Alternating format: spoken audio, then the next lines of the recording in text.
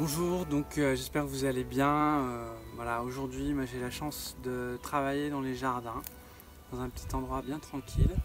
Et je voulais vous parler du rapport énergétique avec les arbres, en fait avec la nature tout simplement. Et voilà, j'avais envie de parler un petit peu de ça parce que c'est des choses qui sont encore pas trop présentes aussi pour communiquer avec l'arbre, parce qu'avec les arbres, en fait, il y a vraiment des liens qui nous connectent, mais qui sont très subtils et qui sont pas du tout perçus par la plupart des gens.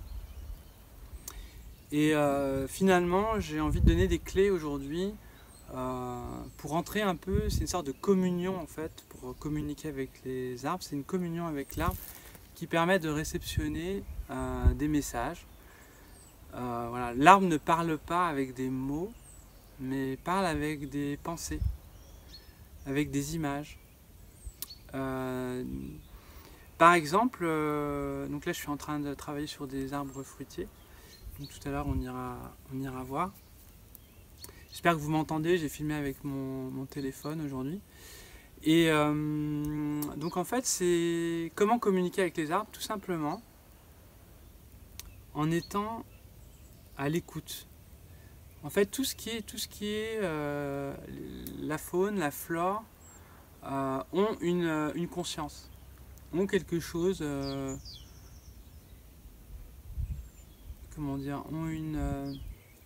c'est pas une pensée, c'est pour ça que j'aime bien le mot conscience. C'est-à-dire qu'ils existent et ils ont une personnalité, il y a quelque chose à l'intérieur. Voilà, il y a une identité. Un arbre a une identité, à travers sa forme, à travers son énergie, à travers son emplacement, un peu comme nous. Voilà, si je suis né en Algérie, au Maroc, en Afrique ou aux États-Unis, bah, j'ai une particularité. Puis si j'ai une génétique particulière, si voilà, j'ai eu mes parents qui étaient qui faisaient voilà, qui faisaient tel métier, je sais pas, par exemple docteur ou qui était ou coiffeur, bah, je vais pas avoir le même conditionnement. Et donc j'aurai une personnalité qui va se créer. Et en fait, une plante, elle a également son identité en fonction de ces mêmes paramètres. Et donc elle a des choses à nous dire, des conseils à nous donner aussi. Par exemple, quand je coupe, quand je vais tailler un arbre, quand je coupe une branche, il y a des moments où je sens que cette branche, il ne faut pas que je la coupe. Je sens à l'intérieur de moi que j'avais envie, mais je me dis non, en fait, il ne faut pas que je la coupe, cette branche ou cet arbre. C'est-à-dire que déjà, en général, au départ, je prends toujours le temps, je vous montrerai à la fin de la vidéo, je prends toujours le temps de me connecter à l'arbre pour lui demander, pour lui expliquer que je vais travailler sur lui. Au passage, j'avais oublié de vous préciser quelque chose, c'est que je vais organiser dans... Il faut que je trouve une date, je vous dirai ça très, très bientôt. Peut-être en fin de semaine, un cours en live, un cours de Qigong en live. Allez, je vais donner une date, vendredi à 20h. Ouais, vendredi à 20h, je vais organiser un cours de Qigong en live sur YouTube. Donc si ça vous intéresse, bah, je vous invite à venir. De toute façon, je mettrai cette vidéo en replay sur la chaîne YouTube. Donc vous aurez accès à cette vidéo. Et donc je vous parlais de quelque chose de très important. Donc d'une opportunité par rapport à ce que je suis en train de mettre en place. Donc bah, je vous invite à venir donc, vendredi prochain à 20h sur YouTube en live pour un cours de Qigong. Voilà, ça c'est la parenthèse est refermée. Et donc par rapport à la communication avec les arbres, en fait tout simplement bah, au départ on rentre, on sent une connexion, on sent qu'il y a une connexion énergétique qui se passe quand on est en contact ou sans être en contact, déjà même à distance. On sent qu'on crée un champ d'énergie avec l'arbre pour lui demander l'autorisation, pour le prévenir en tout cas, qu'on va travailler sur lui. Et en général, j'ai toujours des bonnes intentions. Par exemple, souvent, moi, quand je travaille sur des arbres fruitiers, c'est souvent qu'ils ont du gui. Et le gui, c'est un vrai parasite. Si on le laisse pendant 3 ans, l'arbre, il meurt. Donc du coup, il est content que je m'occupe de lui et donc c'est pour ça que je le fais. C'est pour ça que maintenant, je minimise énormément parce que j'étais jardinier paysagiste avant, et je le suis encore, hein, parce que je travaille encore un petit peu. Et donc je minimisais énormément les choses à faire, parce qu'en fait il faut perturber au minimum la nature. Et souvent quand on fait ce travail-là, on a tendance à faire trop de choses, on veut trop détraquer la nature, alors que vous verrez l'environnement là qui est ici, c'est un environnement 5 qui est très peu touché, où il y a des orties, où il y a des pissenlits, où il y a des coucous, où il y a cette biodiversité. Si je commençais à labourer ce coin, en fait je perdrais énormément d'énergie dans ce lieu. Et donc cet arbre, en fait, je me mets en connexion et je ressens quelque chose dans mon corps. Je ressens une énergie, une sensation. Quand il est malade, on ressent un vide énergétique dans son corps. On ressent en fait la même chose que lui. Donc on sent que quelque chose va mal. Donc quelque part, on pourrait presque déjà essayer de trouver des solutions, comprendre pourquoi, poser des questions. Donc là, il y a une communication qui s'installe avec lui. Et quand il va bien, ou quand il veut nous dire merci, moi cet arbre-là que je vais vous montrer, il m'a dit merci. Parce que quand je l'ai eu au début, c'était il y a 2 ans, 3 ans, je l'ai fait en plusieurs fois. Je l'ai taillé en plusieurs fois. Et en fait, il était rempli de gui. Il était complètement, je sais pas, perturbé. On sentait qu'il n'était plus du tout en accord dans sa structure. Donc les arbres ont des postures en fait, des postures qui sont énergétiques aussi. C'est pour ça qu'en général quand on taille un arbre, on le taille avec ces différentes postures qui sont des capteurs d'énergie solaire mais aussi énergétiques. Et les racines sont aussi là pour capter l'énergie de la terre.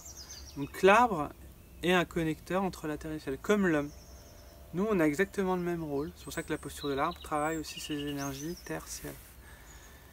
Et les arbres ont des énergies vraiment très fortes puisqu'ils sont très bien ancrés et qu'ils arrivent vraiment à se connecter très très haut dans le ciel. Puis ils sont tout le temps en méditation puisqu'ils sont à l'arrêt. Ils avancent tout doucement, ils sont sur une autre dimension temporelle et en fait ils sont en état de méditation. Donc ils sont en pleine conscience en fait, tout simplement. Donc c'est important, c'est de les laisser s'exprimer. Je vais juste vérifier que ça filme. Ouais, c'est bon. Donc voilà, donc du coup, quand on sent cette énergie, on va ressentir dans son cœur, on va sentir dans son corps, on va sentir une vague d'énergie, quelque chose de très subtil. J'essaie de trouver une comparaison, un peu comme quand vous prenez un bain, vous sentez, l'eau elle vous réchauffe, puis ça rayonne de l'énergie, ou quand vous mettez près du feu, vous sentez l'énergie, ça crée comme ça une énergie chaleureuse. Et en fait, les arbres, quand on se connecte bien avec l'arbre, donc c'est pour ça qu'au départ, faut l'accoster, il ne faut pas arriver sur lui. Si je commence à l'agresser dès le départ en taillant, il ne va pas forcément apprécier. Si je communique avec lui, je lui demande la permission de travailler sur lui, eh ben, je vais avoir une symbiose qui va se mettre en place parce qu'il va me faire confiance. Il va me dire, ok, tu es respectueux, donc je veux bien que tu travailles sur moi, je te fais confiance. Un petit peu comme si un chirurgien venait chez vous et puis qui commençait à vous charcuter. Si vous savez pas pourquoi, si vous explique pas, vous n'avez pas envie. L'arbre, il a exactement les mêmes sensations. Donc c'est important de respecter les végétaux aussi comme ça. Les animaux, c'est pareil. Les animaux, c'est pareil. L'herbe, c'est pareil. C'est beaucoup plus subtil, beaucoup plus fin. Non, ils n'ont pas de cerveau. Non, ils n'ont pas de. Ils ont des récepteurs beaucoup plus subtils. Mais ils ont une sensibilité. Et ça, j'en suis persuadé. Ils ont une grande sensibilité et ils ont une grande humilité. Donc ils acceptent tout ce qu'on leur fait. Les animaux, c'est pareil. C'est-à-dire que nous, on les met dans l'abattoir. Ils acceptent. Ils n'ont pas le choix. Parce que normalement, l'homme, il est là pour coordonner la nature, pour coordonner les liens entre la terre et le ciel.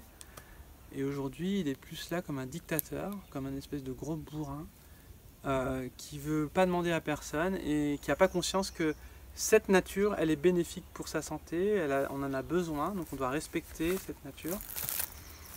Les arbres, on en a besoin aussi pour dynamiser l'air, pour apporter de l'oxygène. Ils sont là aussi pour récupérer notre CO2, donc ils sont là pour transformer tout ce qu'on crache aussi. On vit en symbiose avec la nature. Et donc il y a des échanges aussi énergétiques, mais il y a des échanges très subtils avec la nature. Et donc quand on ressent cette chaleur, quand on ressent son énergie, donc des fois on a des sensations, On peut avoir des sensations, moi souvent c'est des sensations de rondeur, où on peut dire un arbre il est carré, il est rond, il est triangulaire. Il y a des espèces de fréquences comme ça qu'on peut ressentir. C'est vraiment de l'ordre du subtil, donc il ne faut pas être un gros bourrin. Aujourd'hui je suis un peu cash parce que j'en ai marre de ce monde de bourrin. Je trouve que les gens n'ont pas de sensibilité, et quand tu parles par exemple de ça, les gens ils se foutent de ta gueule, alors que toi tu es juste très sensible à ce qui se passe, tu es conscient des choses, et c'est l'inconscience qui t'explique que c'est faux. Voilà, donc aujourd'hui c'est un peu un coup de gueule aussi, j'en ai un peu marre aussi de ce monde pas trop subtil, et aujourd'hui il est temps qu'on reconnecte avec notre sensibilité, avec notre puissance intérieure, avec cette sensibilité qui se développe grâce au Qigong, grâce à la méditation, grâce à la pleine conscience. Plus je me mets dans un état de pleine conscience, plus je vais avoir la médiumnité intérieure, je vais pouvoir entendre le message. Quand on parle avec les animaux, c'est pareil. Vous savez, il y a des personnes qui parlent avec les chevaux, mais si on est bien connecté, on ressent ce qui se passe. On entend le message. Et c'est notre mental qui bloque ça. C'est notre preuve scientifique. Vous savez, le mental, j'appelle ça la preuve scientifique. Ah, mais il n'y a pas de preuve scientifique, on ne vous l'a pas prouvé, donc c'est faux. Mais les preuves scientifiques, les preuves scientifiques, on les fait parce que les gens, au départ, on prouve les choses que les gens ont senties. Donc un jour, on prouvera qu'on communique avec les arbres, parce qu'aujourd'hui, moi, je pense qu'on communique avec les arbres et qu'il y a des gens qui veulent te prouver le contraire. Mais la preuve scientifique, elle apporte rien. Par contre, la connexion intérieure, le ressenti, moi, je sais à l'intérieur ce que je ressens. Et ce n'est pas les preuves scientifiques qui vont me le prouver. C'est mon ressenti, vraiment intérieur. Et aujourd'hui, il est temps que ces personnes à la haute sensibilité puissent s'exprimer, puissent vraiment exprimer ce ressenti. Donc c'est un petit peu un petit coup de gueule en ce moment. Je suis un petit peu, j'ai envie que ça change en fait, tout simplement. J'ai envie que cette sensibilité puisse s'exprimer profondément. Parce que c'est elle qu'il faut suivre et pas le mental psychorigide en fait, qui dit que ça n'a pas été prouvé donc c'est faux. Voilà. En fait, un jour ou l'autre ça sera prouvé, et quand c'est prouvé, tout le monde dit oui mais je le savais, de toute façon c'était prouvé par la science. Mais en fait ça vaut rien, je veux dire. En plus on peut tout prouver et son contraire. La science elle va vous prouver quelque chose, mais il y a un autre scientifique qui va vous prouver le contraire. Donc qui est-ce qu'on doit croire? À part nous-mêmes, à part ce qu'on ressent à l'intérieur. La seule chose, ça s'appelle la conscience en fait. La conscience, c'est vraiment cet état de ressenti intérieur qui va nous permettre vraiment de sentir les choses et d'entendre les réponses à nos questions. Et les questions, il faut se les poser. Est-ce qu'on peut communiquer avec un arbre? Ben, faites l'expérience. Si vous ne l'avez pas faite, comment pouvez-vous savoir que ça ne marche pas? En lisant un livre? Non. En pratiquant. Et pareil, beaucoup de gens sont dans la théorie et pas dans la pratique. Aujourd'hui, il faut mettre en pratique. C'est la pratique qui donne les résultats d'expérience. Donc voilà, et donc cet arbre, en fait, il a une énergie, il a quelque chose à nous communiquer. Et surtout, c'est de l'amour, en fait, tout simplement. Ce qu'on ressent, c'est de l'amour. C'est un merci que j'ai eu quand j'ai terminé cet arbre qu'on va voir là. J'étais dessus, comme ça, je me suis connecté aux racines de cet arbre, je me suis connecté au ciel, je me suis mis dans son canal d'énergie et j'ai senti que j'étais en symbiose avec cet arbre énergétiquement et que j'ai bénéficié même d'une générosité de sa part qui m'a remercié et qui m'a donné de l'énergie dans mon corps physique et énergétique.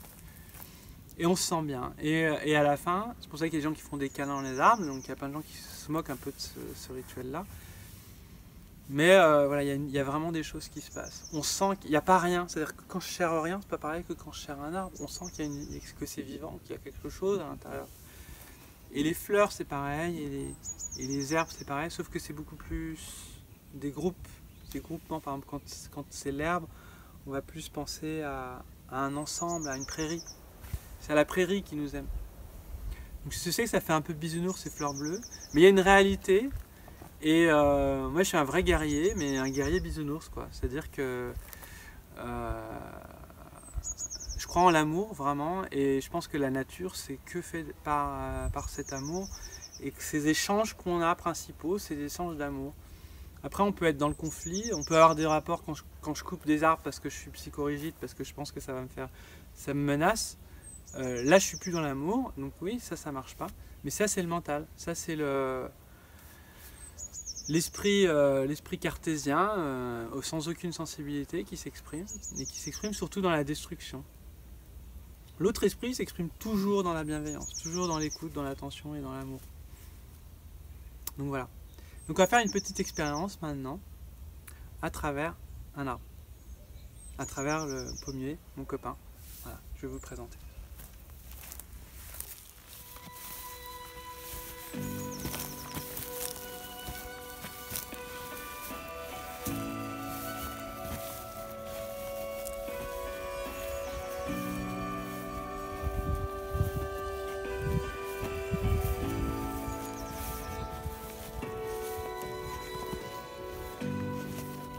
Voilà, c'est lui, le beau.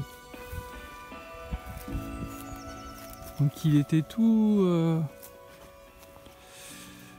enseveli de gui. J'ai enlevé les grosses branches. Il était un peu plus grand, là il doit faire au moins 5-6 mètres. Et il a une vraie personnalité. Donc par exemple, quand on l'observe, on peut déjà voir sa forme, son énergie, donc sa structure. Il y a une personnalité, c'est un peu comme une œuvre d'art. Vous voyez, il y a une âme à l'intérieur.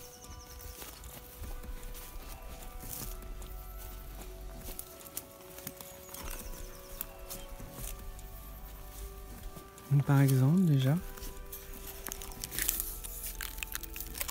rentre en contact. Respirez profondément.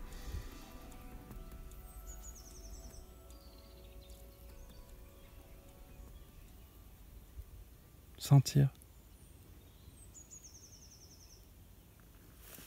Vous pouvez par exemple poser les deux mains et inspirer. Donc au départ, vous lui demandez déjà, vous lui dites bonjour dans votre tête, hein,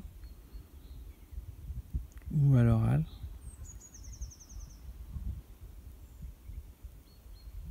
Puis vous sentez l'énergie dans la main, la réponse. Puis ensuite, vous lui demandez si vous pouvez... Vous n'avez même pas à lui demander, vous sentez que vous pouvez travailler avec lui énergétiquement, parce qu'il peut nettoyer aussi vos énergies. Et vous allez juste inspirer dans ses racines. C'est-à-dire quand vous inspirez, c'est l'énergie de la terre qui rentre, et ensuite elle expire. C'est l'énergie des branches qui descend vers votre main. Vous voyez ? J'essaierai de faire un petit schéma aussi.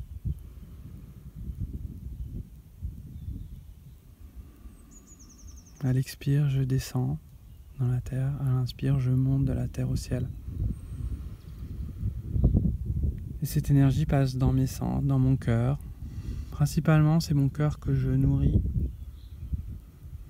Tout ça, c'est très intuitif. C'est vraiment, vous créez votre propre protocole.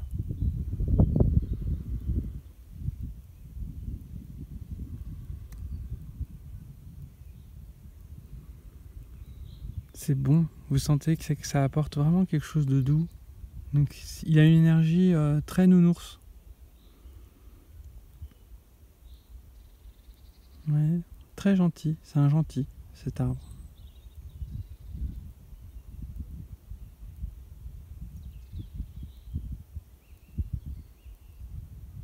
C'est comme un bon copain.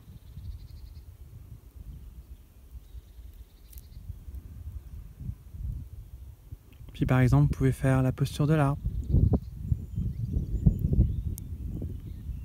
Mais déjà rien que c'est de poser les mains. Là, j'ai mis qu'une main parce que j'ai l'autre main qui tient le téléphone. Vous mettez les deux mains comme ça. Puis vous respirez. Et il y a un échange énergétique qui se passe. Surtout pas seulement avec l'arbre, mais avec tout le lieu ici. Tout l'environnement qui est ici. Parce qu'en fait, son capteur, c'est ses racines. Ses racines et ses branches. Donc là, elles ont été un peu réduites parce que voilà, il va faire Il va faire son nouveau port.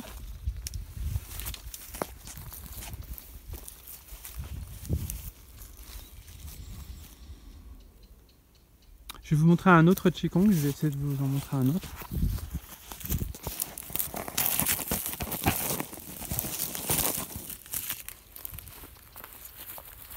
Ici par exemple,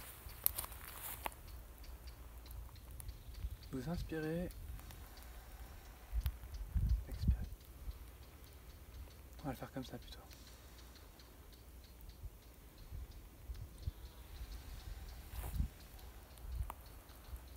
Ici, vous canalisez les énergies.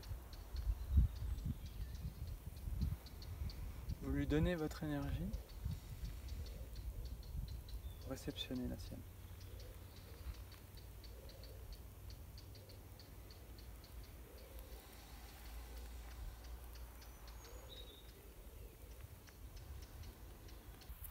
Voilà, donc vous pouvez également pratiquer la posture de l'arbre en vous connectant avec l'arbre, c'est-à-dire de manière à sentir que votre champ d'énergie est connecté avec le champ d'énergie de l'arbre. Mais en fait, ce qui est important, c'est de vraiment vous connecter à votre intuition, votre ressenti. Et toutes vos pensées, toutes vos intuitions, elles sont justes en fait. Et un peu comme un enfant qui s'amuse à parler avec ses objets, il faut retrouver cet état enfant pour pouvoir rentrer en communication avec les arbres, avec la nature. Et souvent, les gens prennent ça un peu pour des fous, alors qu'en fait, c'est des gens qui sont juste très sensibles. Et vraiment aujourd'hui, j'ai envie d'affirmer ça, de m'exposer par rapport à ça, parce que on est dans un monde de bourrins qui comprend plus. Je suis désolé, je suis un peu dur aujourd'hui. Mais pour moi, c'est juste être normal que de sentir ça. Et c'est pas normal de ne pas encore être connecté à cette subtilité. Et aujourd'hui, on n'a pas conscience de choses simples comme l'écosystème, la nature dans laquelle on vit, on est en relation avec elle, comme ce que je disais tout à l'heure. Et donc, on a besoin d'être en interaction avec et de communiquer avec, tout simplement. J'espère que cette vidéo vous a plu. Donc, je vous dis vendredi à 20 h pour un live concernant un cours de Qigong. Première expérience, nouvelle expérience. Donc je vous invite à venir vendredi à 20 h. Et donc sinon ça sera en replay pour ceux qui ne peuvent pas venir. Et je vous dis à très bientôt. Salut les amis. Ciao.